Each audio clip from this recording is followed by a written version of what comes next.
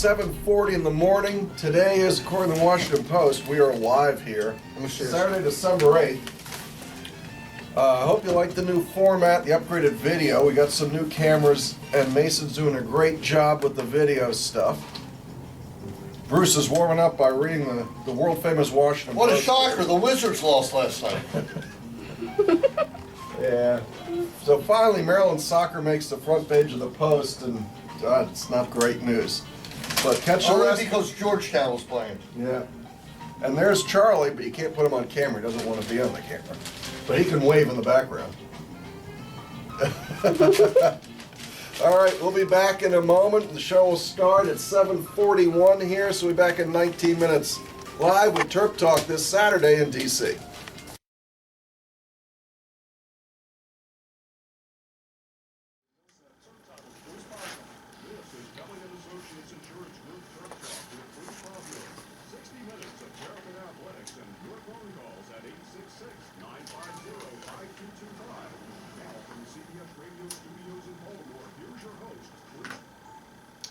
I hope somebody who's with Sasha on the way home stayed with him, because this had to be one of the worst nights in his athletic career as a coach because of what happened yesterday. What an utterly devastating loss in the semis of the College Cup.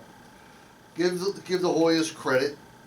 I mean, this kid Newman was fantastic, but Maryland just came out flat, made a game of it, and in soccer, you just never know what happens. And just the disappointing penalty kicks and disappointing last play when maybe Patrick Mullins was yanked down, and just the announcing on TV, having to watch it, was just tore me up. They were so pro Georgetown, which is fine, I can deal with it. But I think they missed how great Patrick Mullins was last night. And yes, Steve Neumann was fantastic, there's no doubt, but Patrick was his equal, or if not better, creating more chances. But this is Bruce Posner. This is a sad Bruce Posner today. You're listening to Kelly Associates Insurance Group TerpTalk with my man Wayne Viner from Viner Consulting in the house today. Wayne, what's your quick 30-second take? Well, Maryland didn't really show up till there was about 20 minutes left to go in the game. But boy, when Maryland showed up, they made a game out of it. I'm sure my neighbors could hear us outside of the house. We were screaming and yelling like it was a Maryland-Duke basketball game. It was a great last 20 minutes. Cristiano Francois was blazing. My man! Your My man! I know he's your man. And I thought we had it won, even in the PKs. I was waiting for the golden goal, and we got up in the penalty kicks, and I figured, okay, we got them. We're going to eat this out. And then there were two kids laying on the floor about ready to cry, and I was just sitting there stunned that it was over. The whole season's over. Well, I have something to say to my man Danny Mata from Great Seats. I was working, could not get out of work till like about 6 o'clock. I knew I had the game TiVoed. So I figured I'd get my dinner, go home, and enjoy the night, watch Maryland get to the finals. So around 7:15, Freddie had called me, and a few other friends had called, so I knew something was going on with this game, but I didn't really know. I didn't answer any calls. And then I get a text from Danny around 7:30 or whenever the game ended, and it was wow. Now, wow normally means to me that we won, all right? So I'm watching the whole thing, just waiting for the golden goal to go in or waiting for the penalty kicks. And then boom, the ending was cold. It was cold. The last shot by Helga, right at him. It was right at the goalie. I know that's not what he meant to do. I would assume that, but you have a 2-1 lead. I'd say you probably win that game in a penalty kick situation 8 times out of 10. I mean, when you're up 2-1 in the fourth kick, all you need is one save or one goal, and it goes on. And I was hoping we were going to get that one save, and we're not here to speak negatively of any college kids, but Cardona didn't have the best game he's ever played. Tough game for Keith. It's hard to say. The play where he kicked the ball into the other player, which it sounded to me like a blocked punt in a football you have to game. give the other player, you have to give Georgetown credit for attack. Well, that's usually the Maryland game plan, and they sort of turned the tables on us for the first Well, Maryland never 50, really 60 stopped minutes. attacking, but the passing wasn't there. The passing wasn't crisp. And then the ultimate indignity about the game is the Washington Post calls the game the Mid-Atlantic Classic. Yeah, it was a great game. It was it really was one of the best soccer games I ever saw, but I wonder how that page would have been different had Maryland won. Oh, probably been buried on D3. Alex Pruitt would have had a story on it as a little byline. Well, Alex wasn't there. Someone else was there, but I don't know. It was just a tough loss because here's the bottom line. Maryland had been 28-0 against Georgetown. Well, that's tough to take that streak's over. All right, and all the stuff that's gone down between Maryland and Georgetown in the past few years, and it's funny. Last week, on one of your interviews with someone, you said that Maryland's playing Georgetown. They have to go down to Alabama to play the game. Yeah, I asked everybody I talked to, ever played in Alabama before, and the only person who did was Shilo Shuma, who played in the All-American game last year. I don't know what to say, but Cristiano Francois, his shot in the first overtime was something special. And wow, to the goalie, the Gomez or whoever made it just incredible save as the ball was winding into the corner of the net. This takes us back to last Saturday at 5 o'clock when Maryland utterly destroyed Louisville in a contest that wasn't a contest, and keyed by the return of Taylor Kemp. And you saw it yesterday that with Taylor Kemp back, albeit he did miss a penalty kick, but with Taylor Kemp back, this was a different team on attack. I thought the attack was as good as I've seen it the entire year, remembering you're playing one of the best teams in the country. It was a very balanced attack that could go to the left side or the right side with Kemp playing one side and Francois on the other. It really balances out the attack. You don't know where it's going to come from next for Well, Maryland. Sturzer to Mullins to Shilo Shuma for the first goal. That was just, it was like, it looked like a pinball. That ball, head to head to goal. It was unreal, the first goal. Right. For those who don't watch a lot of soccer, it's like watching a old Celtics fast break. The ball moves with Maryland. It's a thing of beauty. And I guess that's Sasha's big quote after the game was, "It's beautiful and it's painful." It's not a direct quote, but boy, the ending, God, the ending came so fast that suddenly the season's over and we spent all these months and it's building and building. I love that Maryland got to the Final Four, but Bruce rightly pointed out that this wasn't a trip to the Final Four. This was a trip to the national championship. This was a championship team. This was a championship caliber team. I honestly believe it might have been the greatest Maryland team ever. Why? The depth on this team was incredible. Now you asked me before the game, before the show started about, Sasha, used some people he hadn't used. And one of the things about that, I do believe, I don't know if he was maybe pacing the team a little bit, because you had to win to get to the championship game. But I think you had to use the way to play that 2-game situation is you've got to use your bench. You just can't leave your 10 guys out there. Well, Sasha doesn't have 10 guys. He's got 15 guys. So he can use that in his mind. He can interchange, he can substitute, he can do what he wants. And I think that might have played into it a little bit. But when you score 4 goals, what are you doing wrong? I mean, defensively there were some lapses for sure. Well, maybe we pressed too much. I don't know what happened the first couple minutes. We had the game and then it absolutely got away from us. Once again, speaking about basketball, much like when Maryland made the NCAA run, we would get down by 20 and come back. Well, being down, like Maryland was last night, was like being down 20 in a soccer game, in a basketball game, and we come out blazing, and I don't know what button got pushed to turn us on.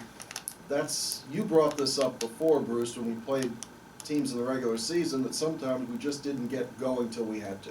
And Yeah, it was a lot of the second half. The depth really ran into other teams into the ground, and they kind of woke up in the second half, and wow, you can't do that in a semifinal game. Sasha said it's very difficult to cope with the reality that we are not advancing. This was, in my view, the greatest semifinal in the history of college soccer. I love my team. It was a classic game. We're going to get better from that game. We've got some great young talent. We're going to begin the process of getting back to next year's College Cup immediately. Wow, it takes a hell of a guy to say that. Even to talk to anybody after that game.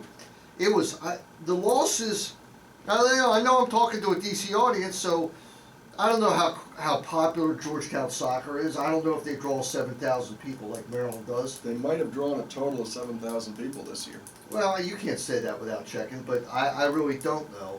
But soccer has a tremendous meaning at Maryland because they've been there, what was their 12th College Cup, 3 national championships, and I don't know what to say except it had to be a long plane ride home this morning, and I hope they were able to leave and not have to stick around. So what do you think of the? I don't even know who won the second game. I don't either. That was it. That ball doesn't go in for Maryland. I turn the TV off. What do you think of the Maryland fans, the crew that made the trip down there? Well, let me tell you something about the crew. The crew is the heart and soul of this team, and they're there every year, and they have as much fun, and they've established a bond probably as much or maybe even more so than the players on the team. For these kids, they didn't fly down there. You know, I checked the flight. I don't know about you, but I was going to start hammering you. As I feel we're going to win, I kind of went over to Southwest just to see how bad it would be on a one-day round trip. I would have been there. And it was pretty bad. It was about $1,100. I probably wouldn't have been there even if you asked. But it was about $1,100 probably, which would have kept me away as well. But these kids, you know, drove down to Alabama. It's got to be a 10-hour, 12-hour ride. And for the game, they were there chanting the entire game. And when the Terrapins won the ACC championship, Sasha, and rightly so, took the entire team into the crowd with the crew, took a picture, and I'm sure that's a picture that's near and dear to his heart. He loves those kids. They stay in touch with him. It's almost like players to him, and they are an integral part of this program. They turn the games on when you're there. They really turn on the entire crowd, and they make Ludwig an impossible place to play. And I want to tell you something. You know, if you look back at it, maybe there's just too much at Ludwig. I mean, when you have an opportunity to have a game in front of 7,000 people or have a game in front of 800 people, TV, sports, everything opts for playing the games at Ludwig. Because it seems like it's a big deal, and it is a big deal. You know what parking is that day. Yeah. You know how you say to yourself, I wonder if I better buy my tickets just in case it sells out. Absolutely. And maybe that makes the case to bring the Final Four to Germantown. Well, they would love that, but here's the bottom line. I think you're going to see Sasha maybe slap in a few real tough road games. Maybe it'll hurt our ranking a little bit, you know, but I would like to, besides the ACC, which is coming to an end, maybe slap in at the end of the year. He does it at the beginning of the year. He'll play Louisville on the road or UCLA or go out west. Maybe toward the end of the year, slap a few, you know, get them bad, you know, tested for those situations. I can't think of any other thing to second guess because the team is phenomenal and it took an unbelievable effort by the Hoyas. Congratulations to them. And, you know, I hope they win the championship. I think it would be great to set up a potential rivalry right within town. You think we're ever going to play them again in the regular season? You think this? Well, I know Sasha wants to now after losing to him, and I'm sure the Georgetown coach is dying for it too. All right, because you want to draw at Georgetown soccer, bring Maryland in. You know, bring them in. I mean, and I guarantee you'll have 5,000, 6,000 people. Well, you like playing at Loyola in lacrosse because we jammed the place in Baltimore. Well, I know the reason why I love that game. Again, this is Bruce Posner. You're listening to Kelly Associates Insurance Group TerpTalk. The reason why I love that game at Loyola this year is because two reasons. Number one, Loyola's got a tremendous following in Baltimore, but so does Maryland. And I think it helps in recruiting. All right, you've got nothing to lose. You're playing the defending national champion who's favored to win again.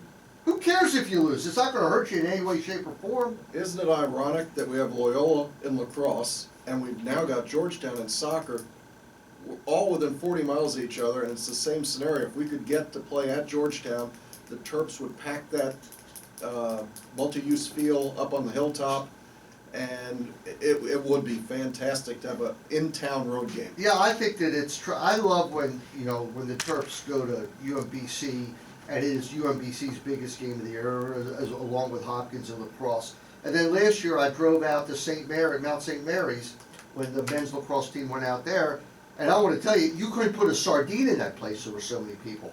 So, when you have a show, what do you do with the show? You take the show on the road. It's like the Heat. Wherever the Heat goes, wherever LeBron goes, it's the show.